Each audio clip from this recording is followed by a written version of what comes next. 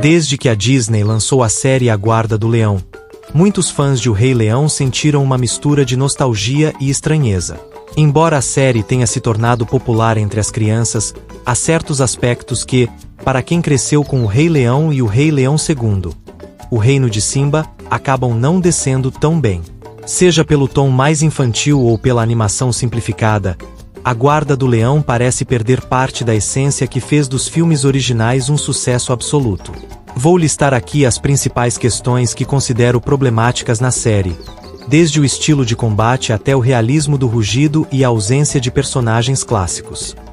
O estilo de combate. Um dos primeiros pontos que me incomoda em A Guarda do Leão é o estilo de combate. Em O Rei Leão e O Rei Leão II, vemos cenas de ação que, embora animadas, capturam a essência da selvageria e intensidade da vida dos leões. As batalhas são cruas, realistas e dão uma sensação de perigo e urgência. As lutas entre Simba e Scar, ou entre Simba e Zira, por exemplo, são coreografadas de forma visceral, com arranhões, garras e saltos que parecem realmente pertencer ao reino animal. Em A Guarda do Leão, no entanto, as batalhas foram substituídas por empurrões e cabeçadas. Para uma série voltada para um público mais jovem, é compreensível que a Disney tenha escolhido uma abordagem menos agressiva, mas isso acaba tirando a autenticidade das interações entre os personagens. Quando se trata de um universo onde as lutas pelo território são parte da sobrevivência, reduzir tudo a empurrões acaba soando simplista e infantil demais. A falta dessa essência selvagem faz com que os conflitos percam peso e relevância, deixando os fãs dos filmes clássicos decepcionados. O estilo de animação. Outro ponto que deixa muito a desejar em A Guarda do Leão é a qualidade da animação. Os filmes O Rei Leão e O Rei Leão II trazem um estilo visual rico, detalhado e realista, algo que contribui para o impacto emocional das histórias. Em contrapartida, a animação de A Guarda do Leão é visivelmente mais simples, com traços menos detalhados e cores que, muitas vezes, são mais vibrantes e menos naturais. A série claramente foi desenhada para atrair crianças, o que faz sentido do ponto de vista comercial, mas ao mesmo tempo aliena os fãs mais antigos. Imagine só como seria ver Fuli, a guepardo ágil da guarda, com o mesmo nível de detalhe e intensidade que vemos em O Rei Leão e O Rei Leão II no mesmo estilo de animação. Ou a tigresa Vária e o leopardo Macuxa, personagens com um potencial visual incrível, mas que acabam se tornando caricaturas devido ao estilo simplificado. Seria incrível ver uma Vária ou um Macuxa em uma animação estilo dos filmes. Ainda mais que nos filmes 1 e 2 clássicos nós não vemos tigre e nem leopardo, então seria muito interessante ver como esses personagens ficariam.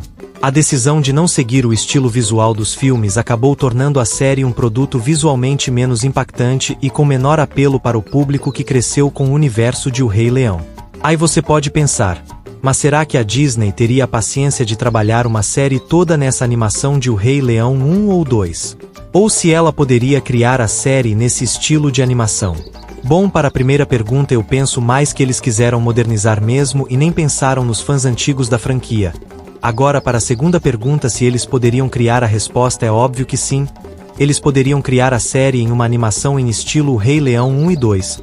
Um exemplo claro disso é a série dos Filhotes da Selva que veio depois do clássico de Mowgli 1. É a mesma coisa que poderiam ter feito.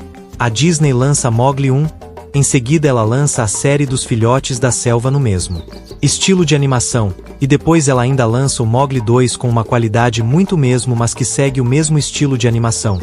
Já em O Rei Leão ela lança o Rei Leão 1, em seguida o 2, e ela poderia seguir o mesmo caminho que foi seguido em Mowgli, que foi de trazer a série dos Filhotes da Selva no mesmo estilo de animação. Mas ao invés disso, em A Guarda do Leão ela quis modernizar totalmente a animação.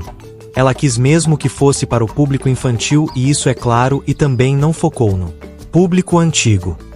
O rugido do líder da Guarda do Leão. Para muitos fãs de O Rei Leão, a habilidade de Kion de usar o rugido dos ancestrais é algo difícil de aceitar. Enquanto o rugido de Simba nos filmes carrega um simbolismo forte e é usado para marcar sua autoridade como rei, o poder de Kion parece quase mágico, permitindo-lhe mover pedras, afastar animais e até mesmo influenciar o ambiente de maneiras sobrenaturais. Esse aspecto pode funcionar para uma série infantil, mas para aqueles que buscam a continuidade do realismo dos filmes, parece totalmente irrealista. O rugido deveria ser um símbolo de liderança, não um poder místico que lhe dá força sobre-humana. Afinal, ver um filhote de leão erguendo pedras gigantescas e afastando inimigos com um único rugido acaba criando uma desconexão para quem espera um universo mais enraizado na realidade selvagem dos leões. Falta de esclarecimentos sobre certos personagens. Existem alguns personagens em A Guarda do Leão que poderiam ter sido melhor explorados.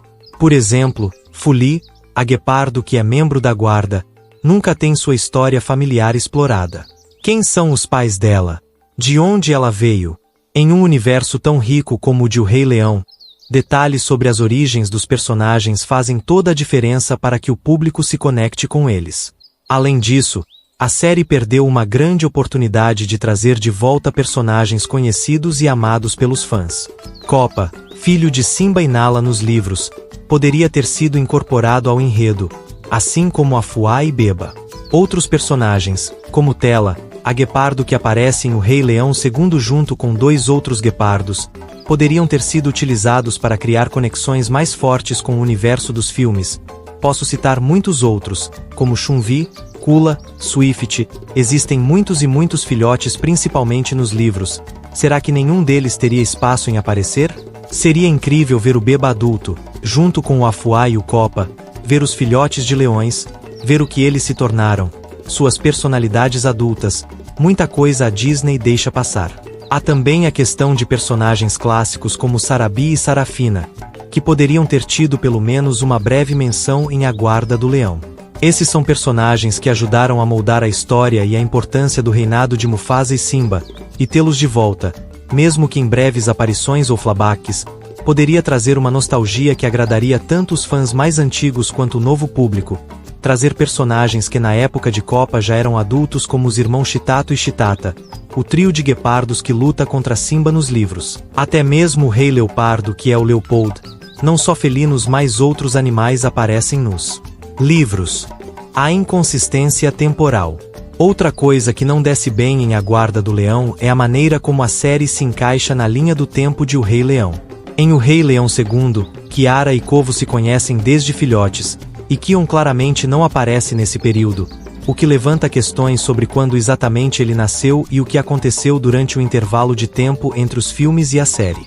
A série tenta justificar sua ausência dizendo que ele estava em uma jornada para a Árvore da Vida, mas a ideia de que ele nunca voltou para presenciar momentos importantes, como a primeira caçada de Kiara, é bastante triste e anticlimática.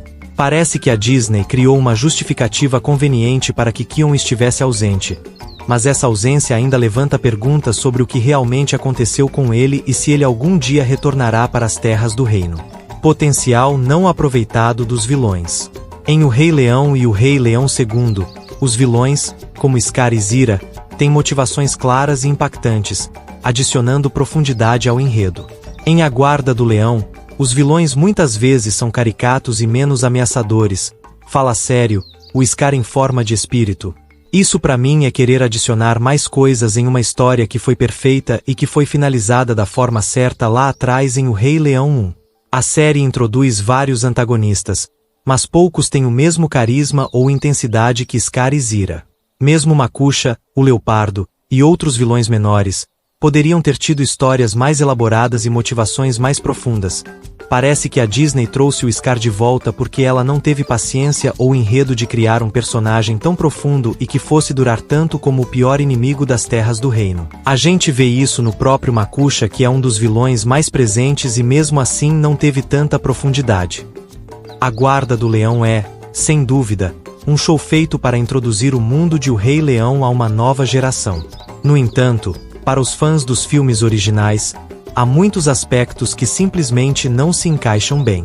Desde o estilo de combate pouco realista até a ausência de personagens e o uso de poderes místicos que não correspondem ao realismo dos filmes, é difícil não sentir que a série poderia ter sido melhor aproveitada se seguisse mais de perto o estilo e o tom estabelecidos nos clássicos da Disney.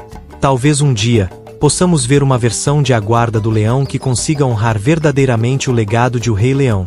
Mas por enquanto, fica a sensação de que a série deixou a desejar em muitos aspectos fundamentais para os fãs mais apaixonados e antigos da franquia.